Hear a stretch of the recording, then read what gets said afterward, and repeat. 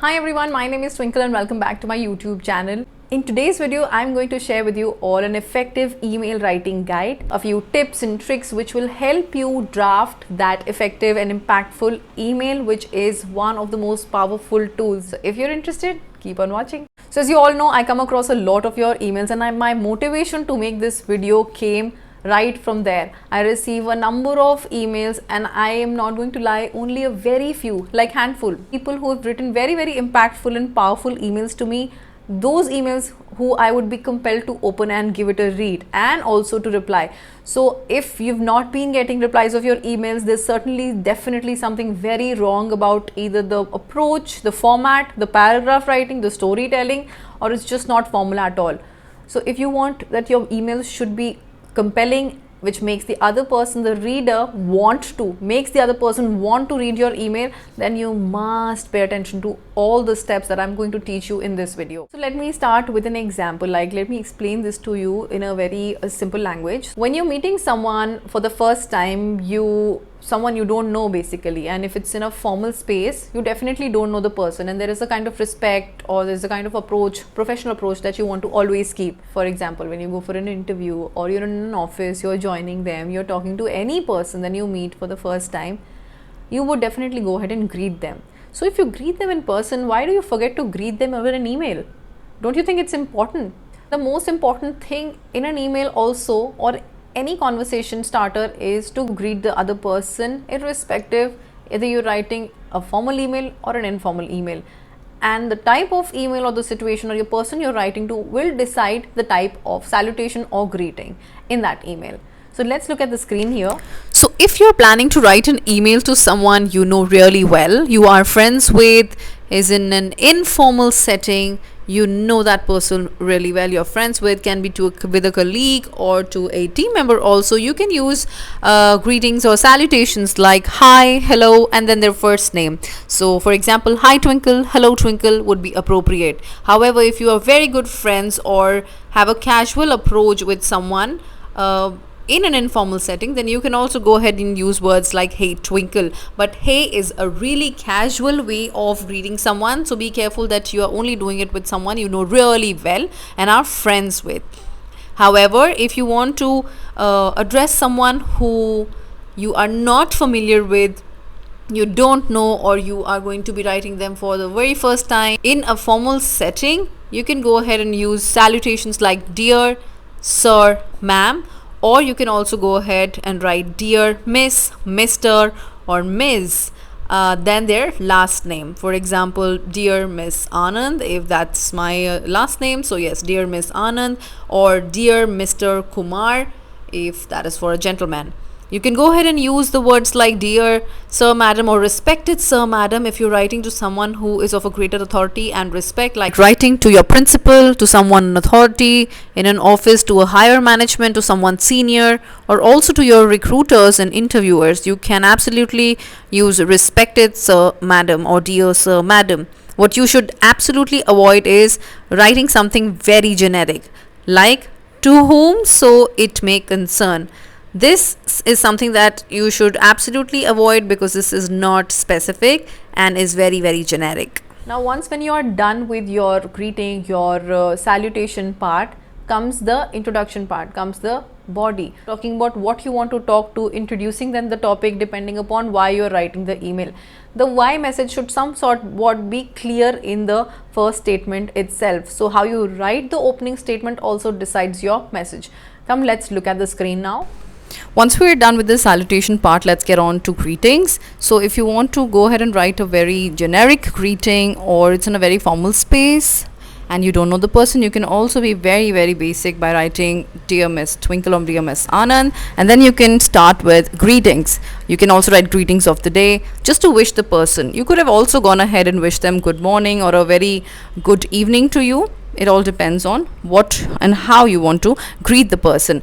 And other options would be, you can say I hope this email finds you well, or you could say I trust you are well, I hope you are having a great start to the week. Or some other options could be hope things are well at your end, I hope you're doing perfectly fine, I hope you're having a productive day, so on and so forth. Also, if you'd like to add a wish like a good morning or a good evening, we might just want to go ahead and add it right at the start, just as you can see in the screen. So, very good morning to you, or you could just write a good morning or good evening. Now, let's look at the body of the letter, which will talk about your reason and your main work. This is the most important part in your email. Now you can start about the body saying, I'm reaching out to you because, or I'm getting back to you about, or this is to follow up on. So this is to follow up on will be used whenever you've already exchanged an email to follow up on something that has happened before, on a previous email or a previous call or something that you've already had a word with him. So you already know the person. Or as discussed in the foregoing discussion, I am. So this is also, you're telling them that we have discussed already and I'm writing to you in the context of that previous email. So now you know the different ways, or the easiest being this is in regards with, or this is to inform you, or this is to notify you, depending upon what is your message. So your message or your intent of writing the email should be very clear in first opening statement, which is you ask them about their day, hope you're doing well, or I wish you're having a great start to the week. Then you get back to the body of the letter where you write this is in response to, or this is in regards with, or as discussed in the last email, or this is to follow up on the last email or the conversation that we had in the meeting yesterday. Whatever is your intent or whatever is your reason of writing the email would be covered in the body. Always remember to not go ahead and write stories or paragraphs. Keep it very short, crisp, use formal language. I would recommend you use bullet points if the information is very important and more than required, but just keep it as short notes. I would also go ahead and tell you, if in case you are asking someone something, or if you're requesting for a service or requesting for a piece of information on the email, that is something that I really get very often on my emails. What is the right sentence and what are the right statements to use? Let's look at the screen now. So you could say, I'd like to know if, when, how, or who. For example, I would like to know when the meeting is going to start, or I would like to know when can I hear from you, or could you please let me know when can I meet you, or could you please let me know how can I proceed further. If you're talking about something that you are very sure about, or you have 100% information about, you can tell them. Or if you want to know, if you want to confirm something, basically just go ahead and say, could you give me an update, or could you confirm me if the meeting is scheduled for tomorrow at 8 a.m. or could you give me an update about the last quote or an estimate of the whole service or a whole product, or do you have any details or update about the last meeting or about the next course.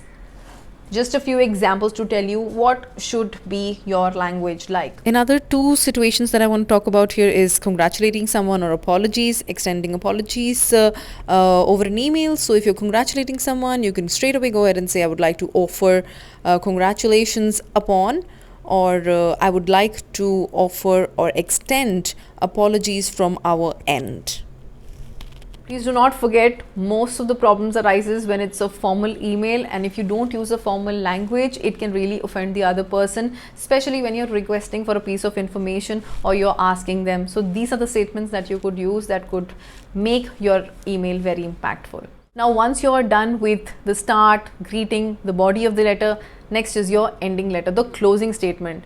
Just in the same way you write opening statement, you also have to define your closing statement. So let's look at a few examples of your closing statement. So the closing statement should always be very humble and kind. You always want to thank the person for either their time, or either giving them the information or getting back to you. So you could just say, thank you for getting back to me, or thank you for the information that you provided, or for a heads up in case it's an informal setting or it's a colleague or a friend that you talk on a daily basis to, or thank you for following up with him on the contract discussion or on the course discussion or the timings. Thank you for your help, or thank you for looking into this or that. I really appreciate your help, or I really appreciate your time. A few other examples of closing remarks, whether you are seeking a response or you want some inputs from someone to look into that matter, and you want to appreciate already before they look into the matter, you could straight away and go and write, I would really appreciate your attention to this matter, or I would appreciate a prompt response, or I am hoping or looking forward to meeting you soon or hearing from you soon, or I look forward to hearing from you at your earliest convenience. Please do not write things like I expect a faster reply and please revert ASAP, or I'm awaiting your reply. That becomes a little rude. It is more or less like you're giving them a timeline, you're giving them an excuse, or you're giving them an order. So it could be misjudged, or something that comes across very, very rude. So you might want to just skip that part and thank them. You just change your statements rather than saying reply ASAP or awaiting revert. Just say I appreciate your time. So you're already thanking them in advance for reading your email and considering it, if it can be considered basically to be replied of. Now, when we are almost done with our body of the email, it's time to also close the email with some great wishes. So here are a few examples. You can end by saying thanks and regards, or best regards, or kind regards, or best wishes if you are writing in formal email. However, if you're writing to someone very, very formal space, then you can go ahead and write yours sincerely, yours faithfully, and then end it with your full name. If you're writing to someone in a very, very casual space, very informal space, you can also add ending words like cheers, all the best, or sending you best wishes. And that brings us to the end of the email writing. Now I want to highlight some very important points here. First of them being, do not forget to write the email IDs, the correct email IDs to recipients. Do not forget to add them, obviously, and then do not ever skip on writing a subject. That is absolutely very, very important. So if you're using a Gmail, it will flash some examples like in this case, unable to attend the class. For a recommendation, I would say to mention the dates, to be very specific. If in case it shows some urgency, then you can write the date itself. If you're asking specifically for a leave, then mentioning a date would just show them that it's urgent to be opened. Now let me talk about the do's and don'ts of subject.